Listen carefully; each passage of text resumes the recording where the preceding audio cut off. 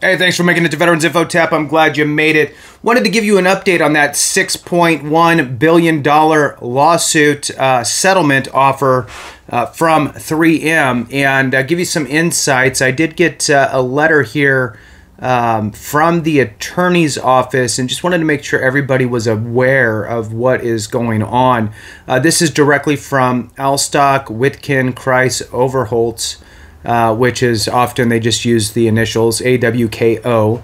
And I'm going to read through it here for you. Hit the thumbs up, subscribe, share with a friend, all that good stuff. There is some mention to payment, and I believe that it might be minimum payment amount to you. So let's jump into it and see how far we can get through this.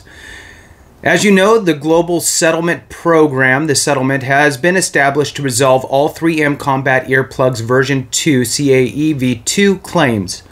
The settlement has separate agreements for claimants that were part of the Accelerated Discovery Pool.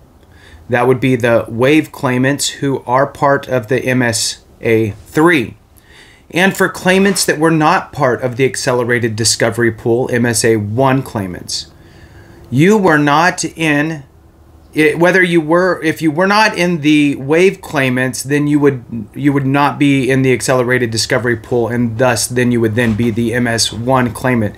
If you were part of the WAVE claimants, you would probably know.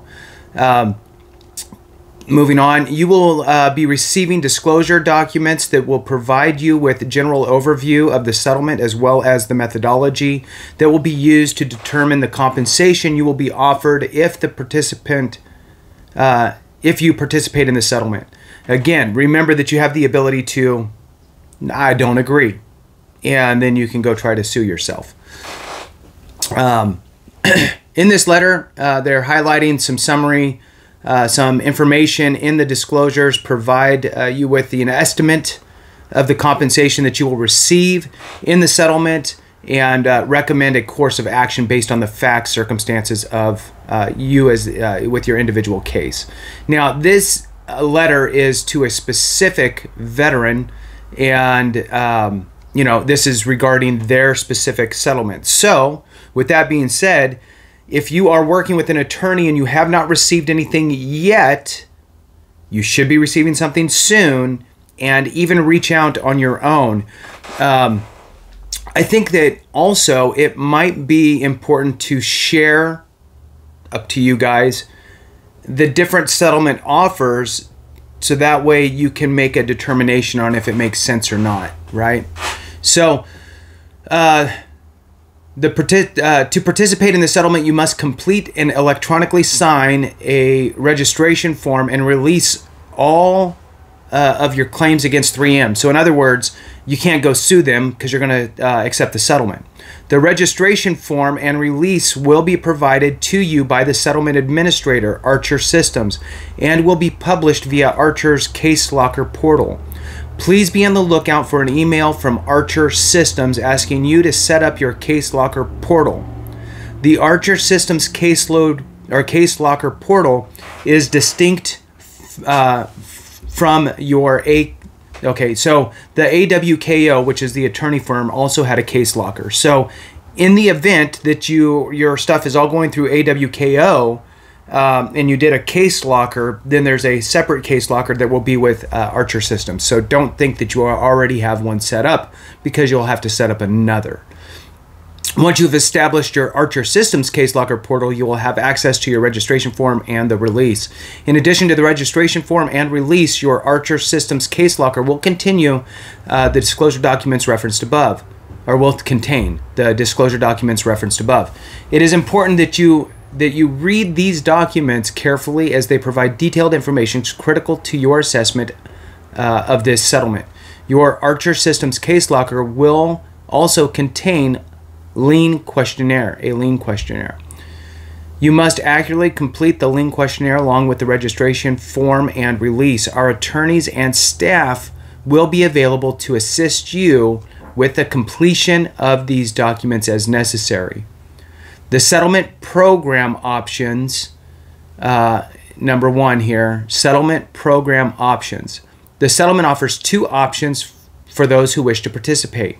Number one, Expedited Payment Program, EPP, and 2, the Deferred Payment Program, DPP. Each program has different rules of eligibility, utilizes different methodologies for calculation or for calculating your compensation, award, and different payment schedules. The details for each program is set forth in the settlement allocation methodology disclosure in your Archer Systems case locker, so make sure you read that. Below, we will outline some of the salient points of both payment programs. The EPP, that's the Expedited Payment Program, offers participating claimants a minimum guaranteed gross payment, which is MGGP, minimum guaranteed gross payment, with a payout time frame that is significantly sooner than the deferred payment.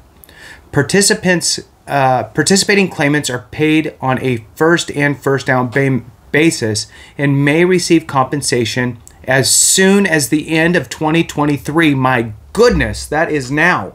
That's insane.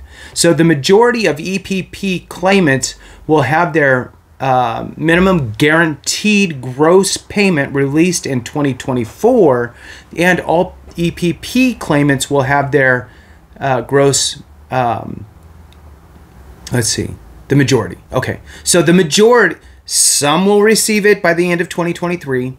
The majority will get it in 2024, and there'll be a few that happen by the middle of 2025 to wrap it all up. So basically, you know, you're talking about a year and a half. So over a year and a half time frame, you should have your money anywhere between now and then. There are 5 award levels in the EPP range, ranging from $100 to $24,000. Your registration form is pre-populated with the award level that we believe the records in your case established based on the application of the methodology set forth in the settlement allocation methodology disclosure. You should carefully review the information in your registration form and contact us if you believe it is inaccurate so we can update our recommendation. Claimants who do not have hearing loss as defined in the settlement allocation methodology disclosure are not eligible to participate in the deferred payment program. For these claimants, the only settlement option is to participate in EPP. Claimants participating in EPP have limited ability to make a supplemental claim to the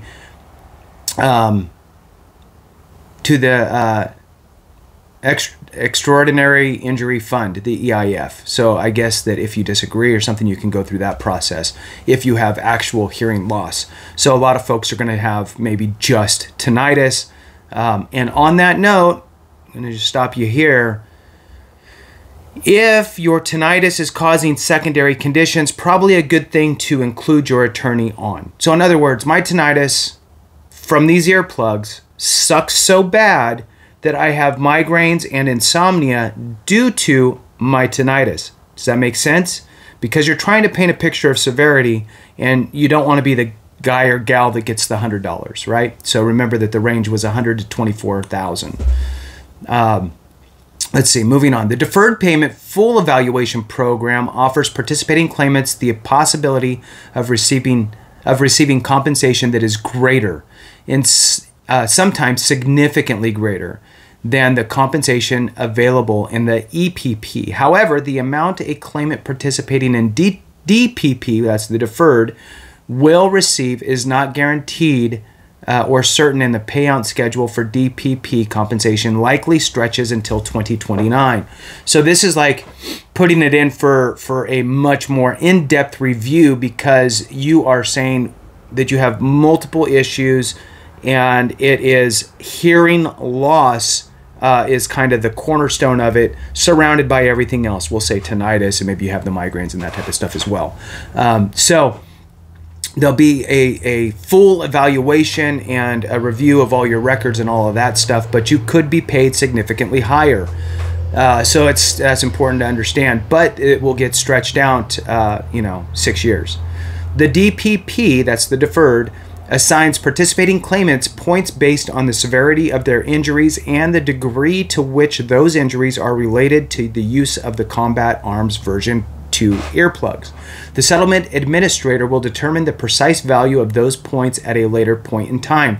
The variables used to determine the value of a point set out in the detailed settlement allocation methodology disclosure are not known at this time. Instead, the settlement allocation special master has provided an estimate point value range for claimants to evaluate their choice of the settlement programs at this time. To be eligible for DPP, the claimant must have audiograms that establish the claimant suffers from mild or greater hearing loss related to the claimant's use of the CAEV2 earplugs. All claimants participating in the DPP will receive a $1,000 gross compensation award, which will be released prior to the end of 2024.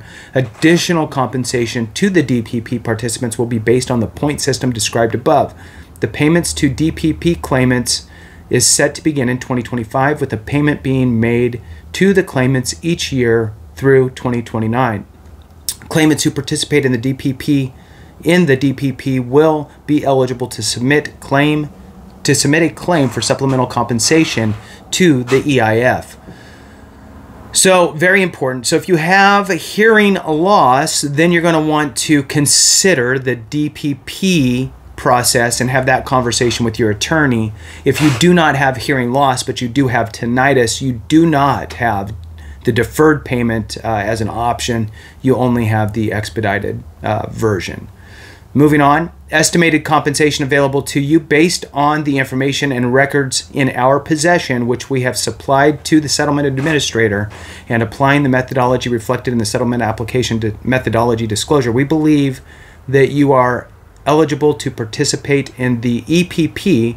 Our estimate of the gross compensation award you will receive if you participate in the settlement is set forth below.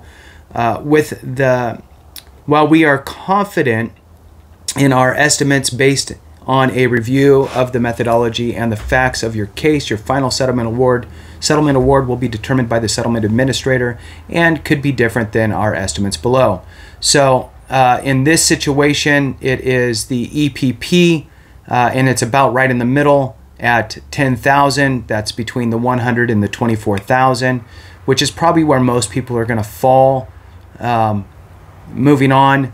Our recommendation, your registration form provides you with 4 options with respect to settlement. 1, to participate in the EPP. 2, to participate in the DPP. 3, to not participate in the settlement program and dismiss your filed claim. And 4, do not participate in the settlement program and to pursue your own claim as a litigating plaintiff. So, again, you can accept it as an expedited payment if you have only, either way, if you have hearing loss or tinnitus, whatever. Anybody can accept as an expedited payment. Or you can accept as a deferred payment if you have hearing loss. Or you can just back out of it and be done and pursue no further actions. Or you can back out of it and pursue your own litigation against 3M on your own. So those are the 4 choices. You must elect one of these options by December 30th, 2023. Failure to make an election by that date means that your claim will be dismissed with prejudice and you will receive nothing. While the decision to participate is not up to you, we strongly recommend that you elect to participate in the settlement. Specifically, we recommend that you elect to participate in the EPP because, as noted above, we do not believe that you are eligible to participate in the DPP because there is no hearing loss. Further, if you elect to participate in the DPP and the settlement administrator determines that you are not eligible, as we believe in this case, you will receive only the $1,000 registration award. You will not receive the EPP described above. Very important. Okay, I'm going to have to do another video on this as well and just kind of give a couple of the points. If you do not have hearing loss and you only have tinnitus and you elect the deferred payment, you will only get $1,000 and that's it. Even if they were going to pay you more than that under the expedited payment, they will only give you the $1,000 and then call it a day. So Very important information. So moving on, and it's almost over here. Let's see. If you are considering not participating in the settlement, we urge you to call us immediately. If you are receiving this letter, you will receive a compensation award if you participate. We cannot contemplate any reason you should not elect to simply dismiss your case. Participating in this settlement will not impact your VA benefits, will not have tax impact on you, and if you just do not want the money, you can give it away. If, however, you are considering not participating in the settlement and instead you wish to proceed as a litigating plaintiff, you should review the obligations imposed on litigating plaintiffs and there's a bunch of different things. CMO 57 dated August 29th, 2023, located, and they have a site, blah, blah, blah. Bottom line is contact your attorney or contact an attorney regarding that as a possibility. Moving on, conclusion, as discussed above, please be on the lookout for the Archer Systems email regarding their case locker portal and completing all that information in there. Review the disclosures. Review your registration form, contact your attorney if you see any errors, make your settlement program election, and remember that if you do not have hearing loss as part of your claim, you must elect the expedited payment program. If you have hearing loss, you can select either or. Let's see, make your settlement election electronically, sign your release, and then complete the lien questionnaire. Again, all of that must be completed by December 30th. I hope that this sheds a little light on some of the stuff going on with that litigation and settlement. With that, we'll leave it there. Thank you guys so much for watching. I appreciate you. Have a great one, and remember, if we don't take care of each other, something went wrong.